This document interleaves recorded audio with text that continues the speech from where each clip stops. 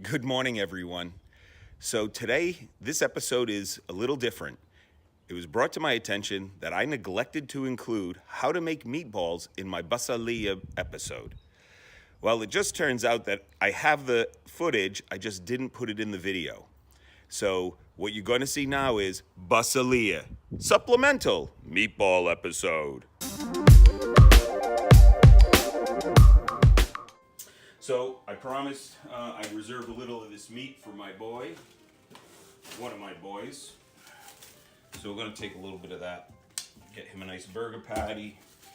Go check out the burger episode if you want to see what I do with that. Okay, so we're going to take our meat and we're going to add in, oh, by the way, while you were gone, I added 3 garlic mashed and threw them on top of there. So we're going to put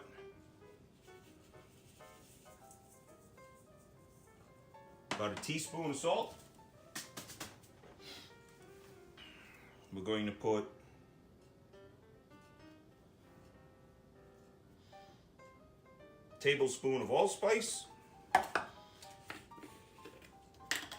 And we actually don't want too much cinnamon. It will totally overpower the dish, make it too sweet. About a half a teaspoon of cinnamon. As for the black pepper, we'll go nuts. 4, 5, 6, 7, 8, 9, 10. 20 grinds is usually about a half to a teaspoon. So we're going to mix all that up. This is ground chuck. You can use any ground hamburger.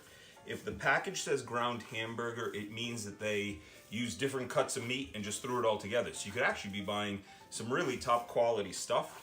Ground pieces of sirloin could be in there. Chuck could be in there. If you're looking for a specific cooking type or flavor, definitely buy specific ground meat, whether it's ground chuck, ground sirloin. Why did I buy ground chuck? They had this in ground sirloin. 1, this was less expensive. 2, chuck tastes good and it's fatty. And one of the things about this dish you'll see when it's done is there's a fat layer on top that brings a ton of flavor to the dish. All right, so we have to test for salt. That doesn't look mixed. Yeah, it's mixed enough.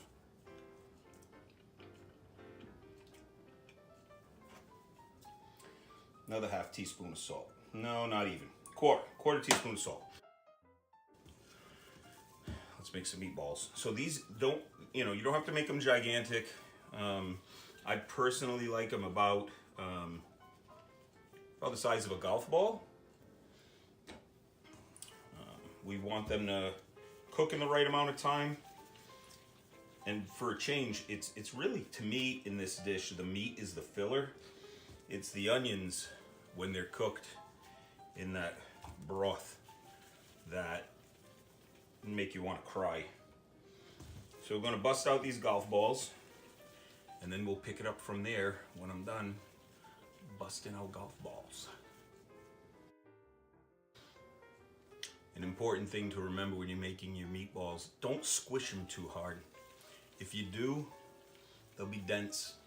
Just roll them gently. You get a ball shape, all good. Back to high-speed meatball making.